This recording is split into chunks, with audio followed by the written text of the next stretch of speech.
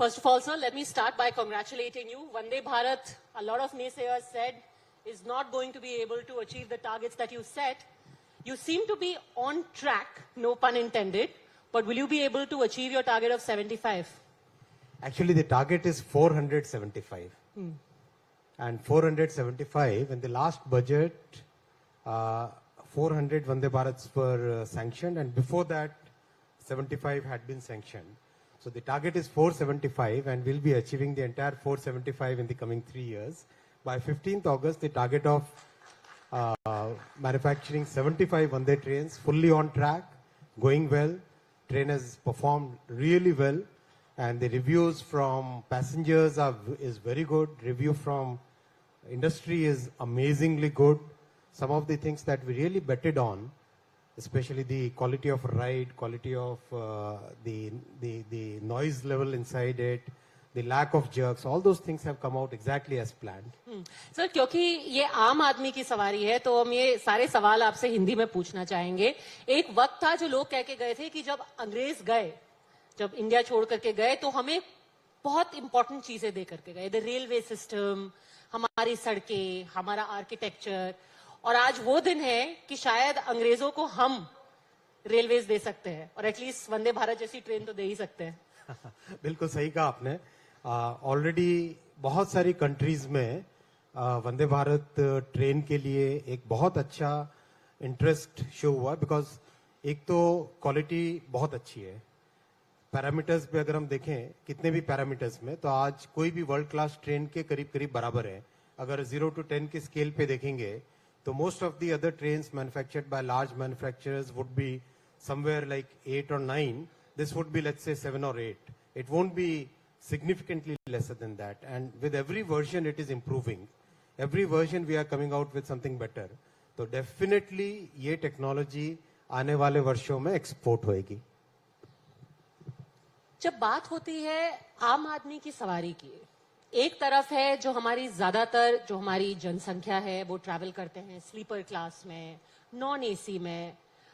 उनके लिए वंदे भारत सिर्फ एक शो पीस की तरह नहीं है. इट लुक्स ग्रेट कि हम कह रहे हैं कि हमारे देश में इस तरीके की ट्रेनें हैं, चमचमाती हुई, नई, बाय यूरोपियन स्टैंडर्ड्स. पर कितने लोग इसको अफोर्ड कर सकते हैं? जो लोग वंदे भारत में चलेंगे वो तो एयरलाइन भी पकड़ सकते हैं. ऐसा नहीं है.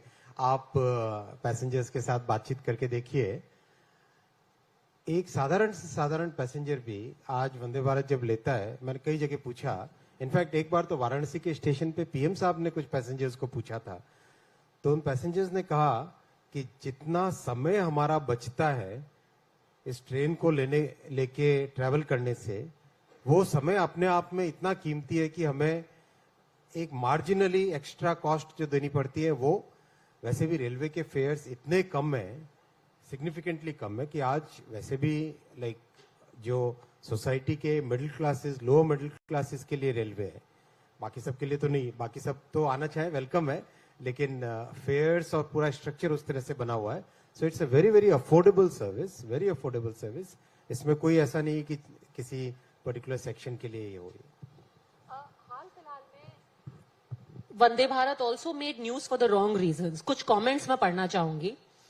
अभी तक 4 एक्सीडेंट्स हो चुके हैं, जिनमें ज्यादातर देवर कैटल हिट्स. एक्सीडेंट्स नहीं है, these are called cattle hits. Cattle hits, 3 were cattle hits and there was 1 human fatality. So लोग फिर ये पूछ रहे हैं कि what about the safety aspect. We are dreaming of a time जहां पर हम हाई स्पीड बुलेट ट्रेन चलाएंगे, और अभी भी lot of political controversy has happened. लोगों ने वो ट्वीट की फोटो कि देखिए ख्वाब कैसे हैं आपके और सच्चाई क्या है. नहीं, इसमें मैं बहुत क्लियर करना चाहूंगा.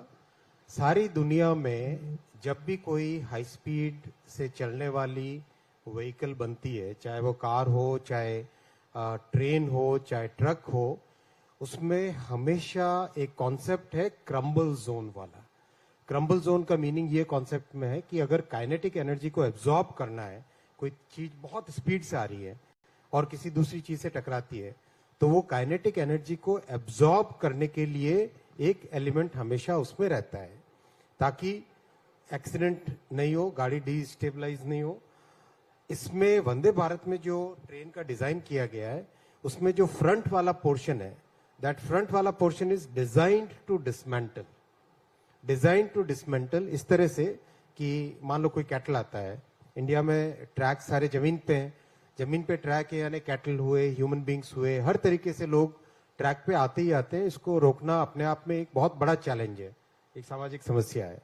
तो ऐसे केस में कैटल आए, ट्रेन 160 180 की स्पीड से हो, 130 की स्पीड से हो, कैटल से टकराते ही आगे वाला पोर्शन डिसमेंटल हो जाता है।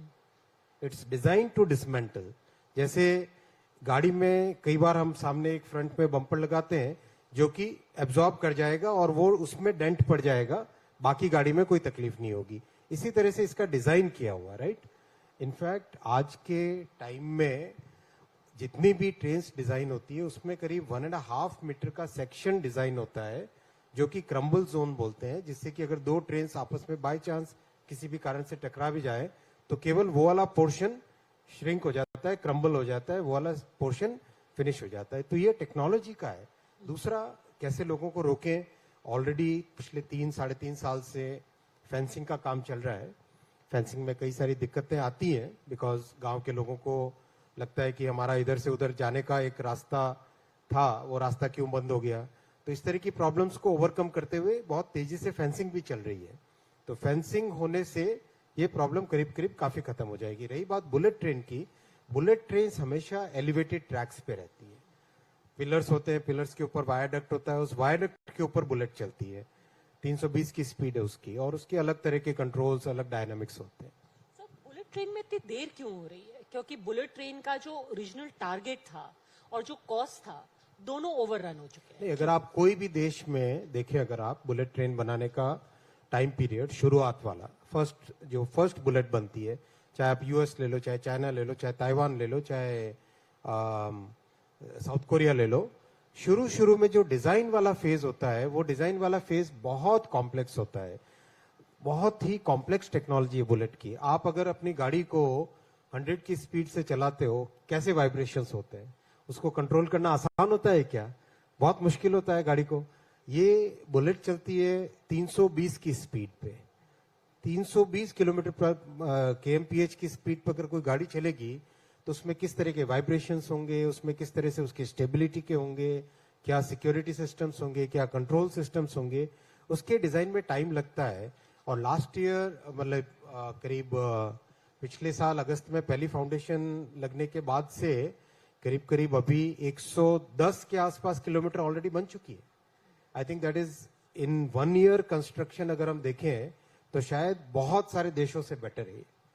तो एस्टिमेटेड आपको क्या लगता है अभी, going by the current estimates? 2026 का अभी इसका करंट एस्टिमेट है। प्रैक्टिकली सब चीजें ठीक टाइम पे चल रही है। जो ट्रेन के डिजाइन में उसमें थोड़ा सा टाइम ज्यादा लग रहा है बिकॉज जापानीज का कहना है कि हमारे यहाँ की जो एनवायरमेंटल कंडीशंस हैं उसके हिसाब से डिजाइन करना पड़ेगा। So that means dust ingression कितना है, टेम्परेचर के पॉइंट ऑफ व्यू से, उन सब के पॉइंट ऑफ व्यू से एक बार फिर उसका रीडिजाइन हो रहा है। बाकी everything else is on track. अभी हाल फिलहाल में एक बहुत वीडियो वायरल हुआ था जो अयोध्या रेलवे स्टेशन का है, कि किस तरीके से उसको डेवलप किया जा रहा है। Lot of people commented about it.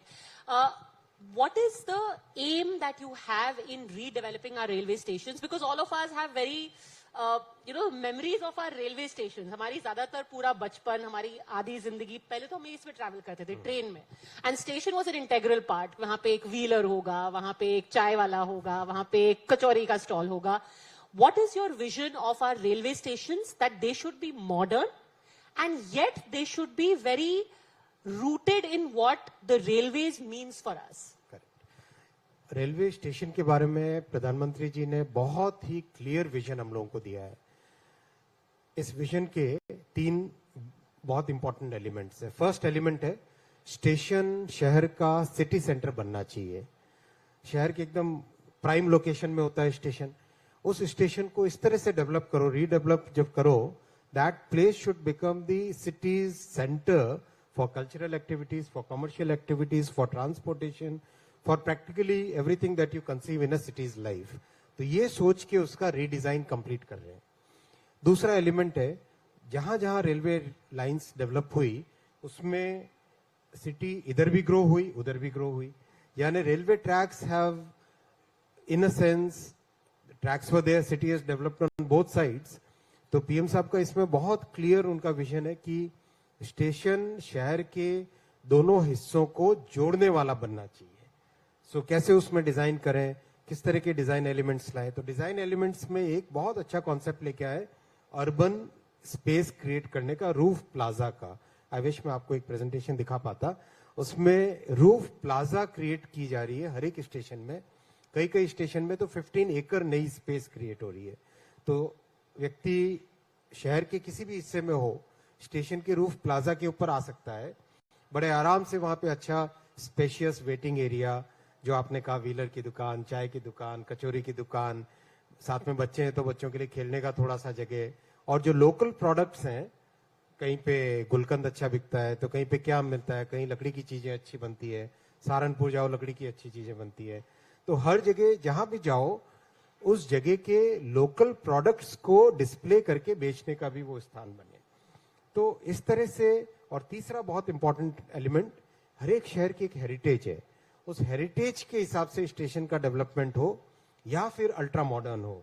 तो ये सब सोच के अभी ऑलरेडी 138 स्टेशंस का मास्टर प्लान बन चुका है और 57 स्टेशंस के डिजाइन फाइनलाइज हो गए. 41 स्टेशंस पे फिजिकल काम चल रहा है.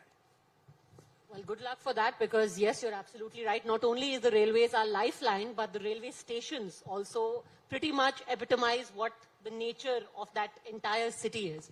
Now, you, of course, sir, wear multiple hats, two very important ministries with you. Railways की तो हमने बात कर ली. IT ministry. IT has been making a lot of buzz in the recent past. पहले तो ये बताइए, क्या आप भी रोज सुबह उठ करके देखते हैं कि ट्विटर में आज इलॉन मस्क ने क्या ट्वीट किया है? बिल्कुल नहीं. Did people come to you with any सिफारिश की ये $8 क्या है ब्लू टिक के लिए? इसके बारे में कुछ कीजिए. देखो, हमारा बहुत सिंपल सा प्रिंसिपल है. सोशल मीडिया एक बहुत इंपॉर्टेंट टूल है टू एक्सप्रेस पीपल्स व्यूज. इसकी बहुत इंपॉर्टेंस है because it has given a totally new way to express people's feelings. साथ ही साथ सोसाइटी में इसका क्या इम्पैक्ट है. बहुत आसान है आज की तारीख में कोई भी एक डीप फेक फोटोग्राफ बनाना और उसको अपलोड करना और किसी के भी अगेंस्ट कुछ भी लिख देना. तो आज की तारीख में सारी दुनिया में, केवल भारत की बात नहीं कर रहा हूं मैं, सारी की सारी दुनिया में there is a serious evaluation of what should be social media's accountability. Social media की अकाउंटेबिलिटी के ऊपर सीरियस डिस्कशन दुनिया भर में. इवन दोज कंट्रीज जहां पे फ्रीडम ऑफ स्पीच को सैक्रोसेंट और बहुत ही एक अलग लेवल पे माना जाता है, उन सब कंट्रीज में भी seriously legislators, regulators, parliamentarians, they are all evaluating कि किस तरह से सोसाइटी में कोई डिसरप्शन नहीं हो, सोसाइटी में हार्मोनियस ग्रोथ हो सके, सोसाइटी में एक प्रॉपर ऐसा मैकेनिज्म रहे जिसमें एक्सप्रेशन भी हो लेकिन अकाउंटेबिलिटी हो. इन सब चीजों पे बहुत केयरफुली ध्यान दिया जा रहा है. और हमें भी, I request all the users, all the viewers, कि आप भी अपने व्यूज दीजिए कि सोशल मीडिया का अकाउंटेबिलिटी कैसा होना चाहिए, किस तरह से क्या नया रेगुलेटरी स्ट्रक्चर होना चाहिए.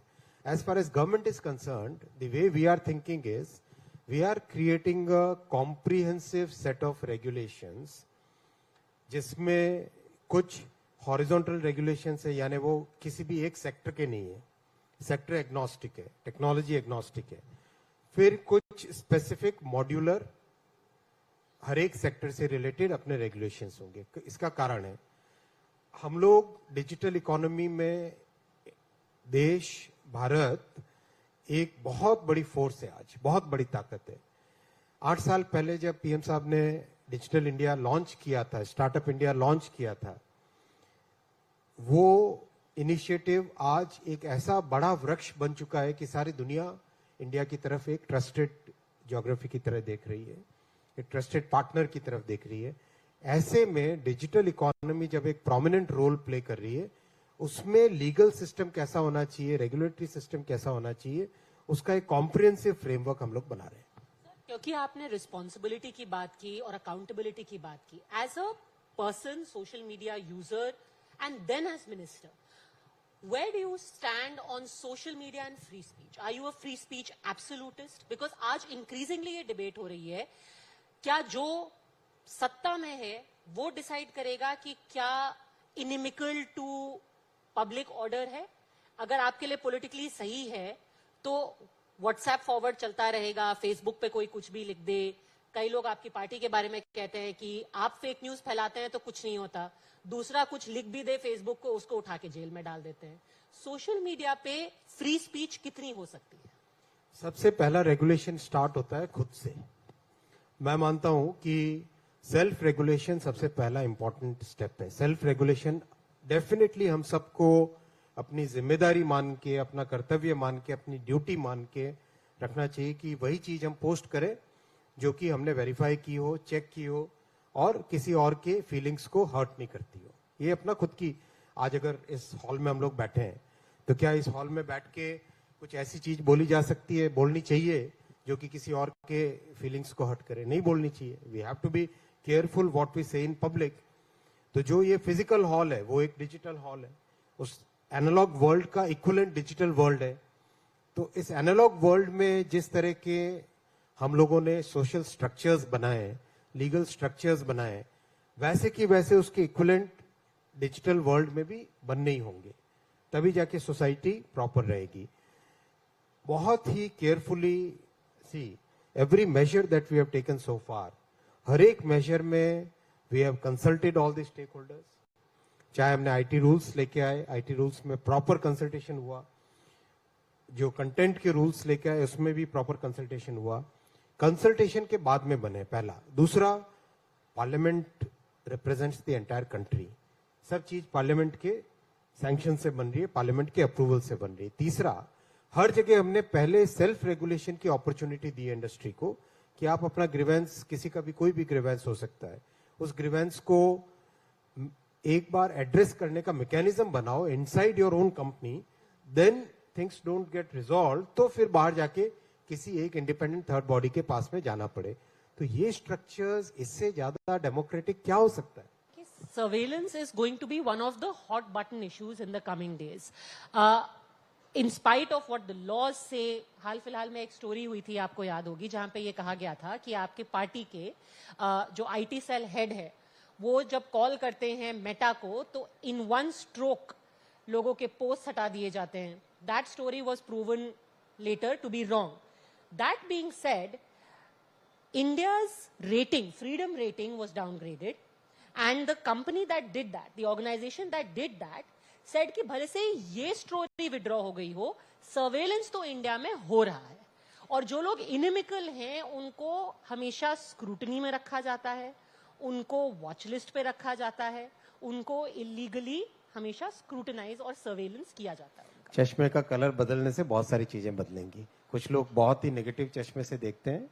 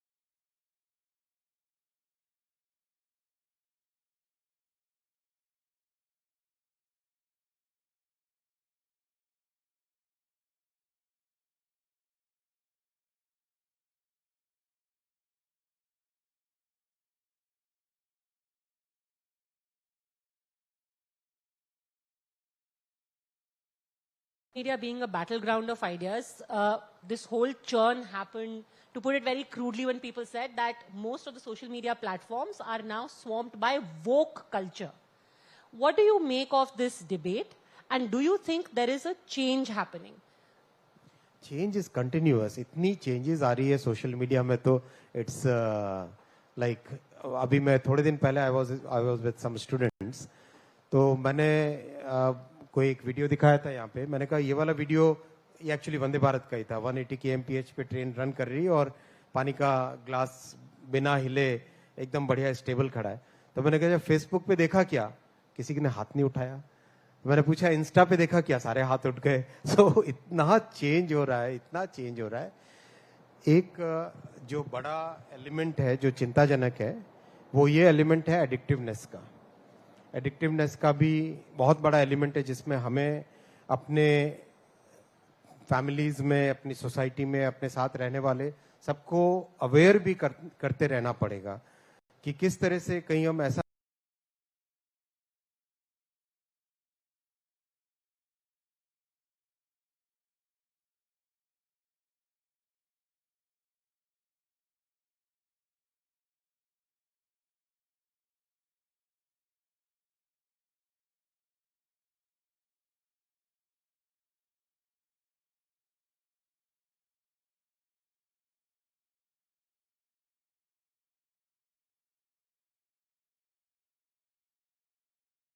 was the power of creating narratives. क्योंकि जो वोक कल्चर का एलिगेशन लग रहा था कि आपने नैरेटिव ऐसा बना दिया है कि यही सही है, अगर आप इस तरीके के आदमी हो then you are a good person, otherwise you are a bigot or you are right wing or you are anti minority. That the power of creating narrative, do you think that India has managed to temper it a little bit? नहीं, देखो narrative और किस तरह के लोगों को किस तरह से टाइपकास्ट करना, मैं फिलॉसफी या सोशल साइंसेस का स्टूडेंट नहीं हूं, लेकिन एज अ जनरल सेंस हर एक पीरियड में उस टाइम की जो भी टेक्नोलॉजीज अवेलेबल हो, उस टाइम की जो भी टेक्नोलॉजीज अवेलेबल हो, उन टेक्नोलॉजीज को यूज करके एक नैरेटिव बिल्ड तो होता ही होता था। इस कलर ऑफ द स्किन, इसके ऊपर कितना बड़ा टीवी जब आया तो कितना बड़ा एक नैरेटिव बिल्ड हुआ कि कलर ऑफ द स्किन में ऐसा होना चाहिए, वैसा होना चाहिए, वगैरह वगैरह वगैरह। एक जो नैरेटिव बिल्ड, इस तरह की चीजें हर पीरियड में होती ही होती है उस जमाने के टेक्नोलॉजी को लेके। आज सोशल मीडिया बहुत पावरफुल टूल है, डेफिनेटली उसको लेके नैरेटिव्स बिल्ड होते हैं, ब्रेक होते हैं, नए नैरेटिव्स बनते हैं। I think it's a very dynamic world. मुझे नहीं लगता है कि इसमें कोई ऐसा government doesn't want to control the narrative. Why should we be? Government को कोई कंट्रोल का कोई ऐसा माइंडसेट नहीं है। Government is very much a democratic government. हर चीज में कंसल्टेशन का ध्यान रखा जा रहा है, हर चीज में बहुत ही केयरफुली देश को निर्माण करने का जो स्टेप्स हैं उन स्टेप्स पे ही फोकस किया जा रहा है। इंक्लूडिंग दोज पीपल जिनको कहा जाता है कि आप जो लिख रहे हो वो एंटी नेशनल है। देखो, प्लस एक दूसरे के ऊपर आरोप तो राजनीतिक समाज में लगाए जाएंगे ही जाएंगे। हमारे ऊपर बहुत सारे आरोप लगते हैं। आरोप की बात क्या है? आरोप से अगर इस तरह से चलने लग गए तो क्या होगा? सोसाइटी चलनी है पूरी। All right, so never want to get into a political debate. So I want to actually ask you about, you mentioned Digital India. Among Digital India, which was a very important IT project, here are some statistics which are not very encouraging.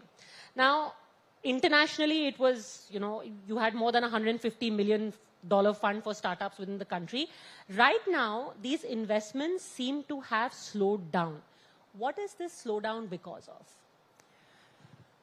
देखो, आप एक statistic दिखाओ, मैं आपको 10 दूसरे statistic दिखा सकता हूं। Global data consumption per capita on mobile phone करीब 14 GB पर मंथ है। इंडिया का 18 के आसपास है, right? Number of unicorns in one full continent, which was once a technology and science leader, India से आधे हैं, राइट? किसी भी आप पैरामीटर पे जाओ, number of connected people on internet, probably we have among the world, we have per capita terms, we have the highest numbers.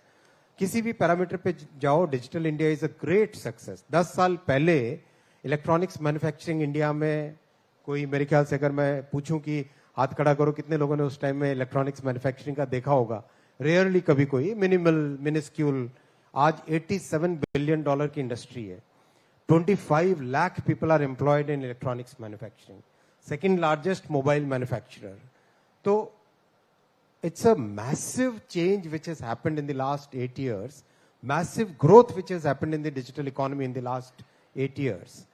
अभी जो आप वीसी में फंडिंग की कमी आई है उसका बहुत बड़ा कारण है जो वेस्टर्न वर्ल्ड में there was a whole 1.5 years of really strong flow of capital, loose money जिसको बोलते हैं, जिसमें the governments kept on printing money, they kept on printing money and putting that out in the financial sector. I want to ask you about the 5G rollout. Of course, there's great excitement about it. 5G आने वाला है, 5G आने वाला है.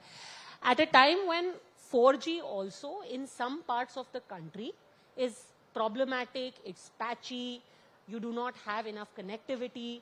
Is this more hype than reality? देखो, telecom में सबसे बड़ा रॉ मटेरियल क्या होता है? स्पेक्ट्रम.